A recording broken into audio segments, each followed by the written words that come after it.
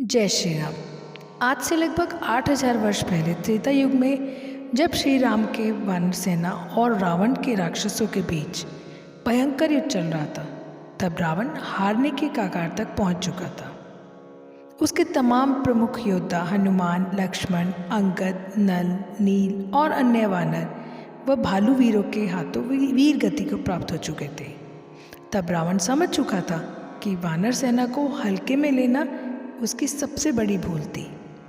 फिर तमाम वीर योद्धाओं को खोने के बाद उसने अपने छोटे भाई कुंभकर्ण को याद किया, पर उस समय कुंभकर्ण अपनी गहरी निद्रा में डूबा हुआ था, क्योंकि जिस समय वो ब्रह्मा जी की तपस्या कर रहा था, तब तपस्या पूर्ण होने पर वो ब्रह्मा जी से इंद्रासन मांगने की जगह गलती से नींद्रासन मांग बैठा, जिसके बाद ब्रह्मा जी ने उसे खुशी खुशी वर्ष में 6 महीने सोने का वरदान दे दिया। दरअसल ब्रह्मा जी से वरदान मांगते वक्त देवी सरस्वती ने कुंभकर्ण के दिमाग को हर लिया था, जिसके कारण वो वरदान मांगते वक्त गलती कर बैठा। इसके अलावा भी कुंभकर्ण को भगवान शिव और ब्रह्मा जी से तमाम सिद्धियां और वरदान प्राप्त थे। वो एक बेहद शक्तिशाली योद्धा था, जिसने कि कई देवताओं को पहले भी युद्ध में परास्त कर दिया था।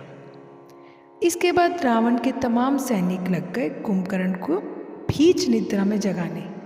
फिर काफ़ी समय बाद जब उसने अपनी निद्रा तोड़ी तो वो काफ़ी क्रोधित हुआ और उसने समय से पहले जगाने का कारण भी पूछा, जिसके बाद रावण सामने आया और कुंभकर्ण को सारी बात बताई। जिसके बाद कुंभकर्ण रावण से काफ़ी रुष्ट हुआ और रावण को खरी खोटी सुना दी। जिसके बाद रावण ने भी कुंभकर्ण को भाई होने की दुहाई दी। कुंभकर्ण ने भी भाई होने के नाते रावण का साथ देने का निश्चय किया और रणभूमि में कूद पड़ा। फिर इतने बड़े विशालकाय राक्षस को देख वानरों और भालुओं की सेना में भगदड़ मच गई।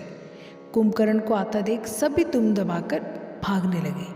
फिर वानर सेनापति अंगद ने वानर और भालू सेना को काफ़ी तंज कसा और उन्हें रणभूमि से पीठ दिखाकर ना भागने की सलाह दे दी।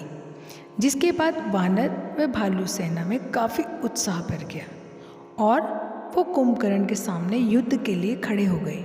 फिर कुंभकर्ण रणभूमि में आते ही वानरों और भालुओं को अपने पैरों तले रौंदना शुरू कर दिया।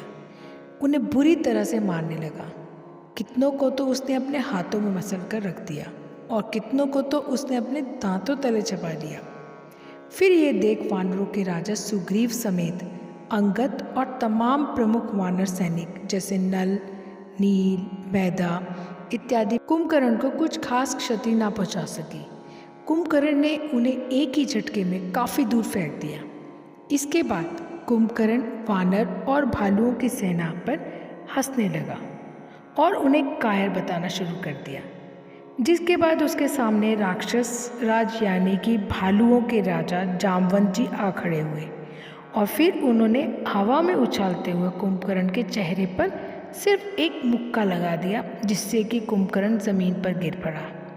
पर कुछ समय बाद कुंभकर्ण वापस से खड़ा हो गया और उसने वानर और राक्षस सेना पर दोबारा से हमला करना शुरू कर दिया। जिसके बाद जामवंत जी ने हनुमान जी को याद किया। इसके बाद फिर हनुमान जी कुंभकर्ण के सामने आ खड़े हुए और उन्होंने अपना आकार कुंभकर्ण के जितना विशाल बना लिया और फिर कुंभकर्ण के ऊपर टूट पड़े। हनुमान जी ने कुंभकर्ण के ऊपर मुक्कों की बरसात करनी शुरू कर दी, जिससे कि कुंभकर्ण ज़मीन पर गिर पड़ा और बुरी तरह से घायल हो गया। फिर कुछ देर बाद कुंभकर्ण वापस से खड़ा हो उठा और उसने अपनी पूरी ताकत लगाकर भगवान शिव से प्राप्त अपने प्रमुख हथियार शूल से हनुमान जी पर वार कर दिया। उसने शूल को सीधा हनुमान जी के सीने में ठसा दिया, जिससे कि हनुमान जी पूरी तरह से घायल हो गए और ज़मीन पर गिर पड़े। इसके बाद कुंभकर्ण जोर से ठहाके लगाने लगा। ये देख लक्ष्मण जी आग बबूला हो गए और वो तीर कमान लेकर सीधा कुंभकर्ण के सामने खड़े हो गए और कुंभकर्ण को युद्ध के लिए ललकारने लगे। जिसके बाद कुंभकर्ण ने दोबारा से ठहाके लगाना शुरू कर दिया और कहा कि अब तुम बच्चे हो, तुमसे युद्ध कर मैं अपना समय बर्बाद नहीं करना चाहता। अपने बड़े भाई राम को भेजो, मैं उनसे ही युद्ध करूंगा। और उनका अंत भी। इतना सुनकर लक्ष्मण जी क्रोधित हो उठे। उन्होंने कुंभकर्ण पर तीरों की बरसात कर दी, लेकिन इन तीरों का कुंभकर्ण पर कोई असर ना हुआ और फिर कुंभकर्ण जोरों से ठहाके लगाने लगा और लक्ष्मण सहित श्री राम को भी परिहास करने लगा। जिसके बाद हनुमान जी को होश आया और फिर उन्होंने अपने सीने में से शूल को बाहर निकाला और उसे तोड़ दिया। फिर दोबारा से कुंभकर्ण पर टूट पड़े। फिर हनुमान जी ने भी कुंभकर्ण को अपने मुख को और गदा प्रहार से बुरी तरह घायल कर दिया। जिसके बाद कुंभकर्ण वापस से जमीन में गिर पड़ा, लेकिन कुछ समय बाद वो वापस खड़ा हो उठा। ये देख हनुमान जी फिर से कुंभकर्ण पर आक्रमण करने जा ही रहे थे कि उन्हें श्री राम ने रोक लिया और हनुमान जी को आराम करने की आज्ञा दे दी। दरअसल हनुमान जी या किसी भी बड़े योद्धा के तमाम प्रहार से कुंभकर्ण सिर्फ मूर्छित ही हो सकता था, लेकिन उसका वध नहीं, क्योंकि दरअसल कुंभकर्ण पिछले जन्म सतयुग काल में हिरण्याक्ष था, जिसका वध श्री विष्णु के तीसरे अवतार वराह अवतार ने किया था। और ठीक इसी प्रकार उसके दूसरे जन्म में भी उसका वध श्री विष्णु अवतार के हाथों ही होना निश्चित था और ये बात श्री राम भली भांति जानते थे। फिर यहाँ कुंभकर्ण वानरों और भालुओं की सेना को कुचलने में पूरी तरह से जुटा ही था कि श्री राम वहाँ आ गए और फिर कुंभकर्ण का ध्यान अपनी ओर खींच लिया।